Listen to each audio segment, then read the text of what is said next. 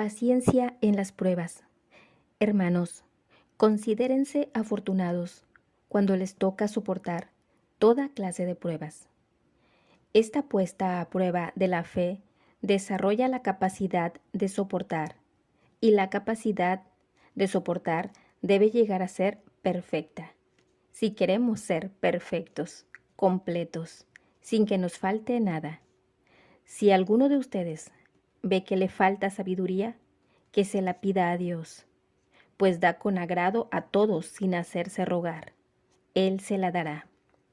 Pero hay que pedir con fe, sin vacilar, porque el que vacila se parece a las olas del mar que están a merced del viento.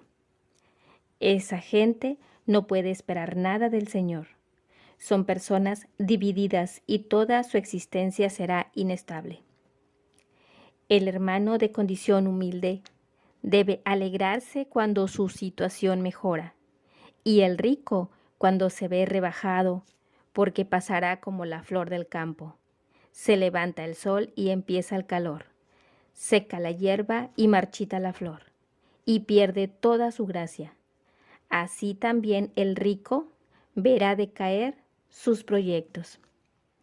Feliz el hombre que soporta pacientemente la prueba, porque después de probado, recibirá la corona de vida que el Señor prometió a los que lo aman. Que nadie diga en el momento de la prueba: Dios me manda la prueba, porque Dios está a salvo de todo mal y tampoco manda pruebas a ninguno. Cada uno es tentado por su propio deseo, que lo arrastra y lo seduce. El deseo concibe y da a luz al pecado. El pecado crece y al final engendra la muerte. Hermanos muy queridos, no se equivoquen.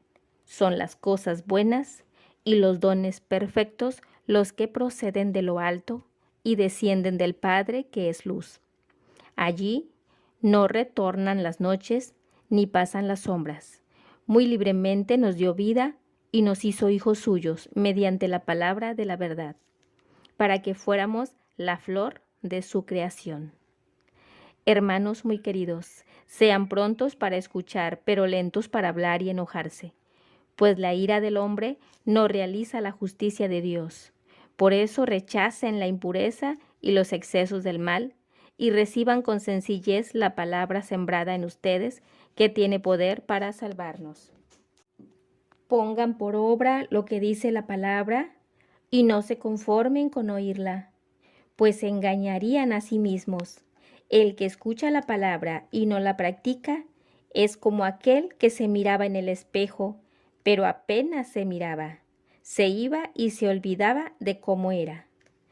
Todo lo contrario, el que fija su atención en la ley perfecta de la libertad y persevera en ella, no como oyente olvidadizo, sino como activo cumplidor. Este será dichoso al practicarla. Si alguno se cree muy religioso, pero no refrena su lengua, se engaña a sí mismo y su religión no vale. La religión verdadera y perfecta ante Dios nuestro Padre consiste en esto: ayudar a los huérfanos y a las viudas en sus necesidades, y no contaminarse con la corrupción de este mundo. Para empezar, la firmeza de la fe, pusimos capacidad de soportar ahí donde Santiago utiliza una palabra que significa paciencia, pero con el sentido de perseverancia en medio de las pruebas y persecuciones. Santiago es un hombre que no vacila, y nos sentimos seguros por su convicción. Él dice: pidan a Dios y se lo dará. Feliz quien soporta la prueba. Esta puesta a prueba de la fe, no estamos en este mundo para pasarlo bien. Lo importante es que aprovechemos el tiempo que Dios nos da para crecer y madurar como personas. El que no ha sufrido sabe poco, y los que sufren muchas veces no se dan cuenta que lo mejor de su persona lo deben a que han tenido que superar 1000 dificultades. Pablo dice que esas pruebas nos hacen merecedores del reino de Dios, y eso vale tanto para las comunidades como para las personas. Si alguno de ustedes ve que le falta sabiduría, Dios ha puesto a nuestro alcance todo lo que necesitamos para solucionar nuestros problemas, y de Él viene la sabiduría con la que nos haremos responsables de nuestro destino en vez de resignarnos. Cuando sepamos bien cuáles son los obstáculos que Dios quiere sacarnos de delante, seremos capaces de pedirle sin dudar. Que nadie diga, la gran mayoría de los hombres guardan secretamente un rencor contra Dios y no pierden ni una oportunidad de hacerlo responsable de sus propios errores. El Padre que es luz, allí nos pasan las sombras, porque somos inconstantes. Santiago nos invita a levantar la mirada hacia el Padre que no cambia y al que nada conmueve en su santidad y su felicidad. ¡Qué cosa más asombrosa!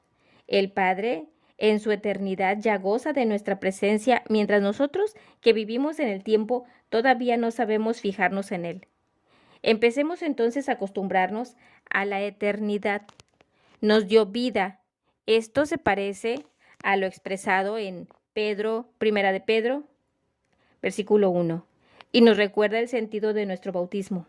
Santiago saca esta conclusión: la palabra de Dios hay que guardarla y meditarla para que no haga sino una sola cosa con nosotros. No basta con haber mejorado su vida durante algún tiempo para prepararse al bautismo, sino que se debe perseverar en el bien.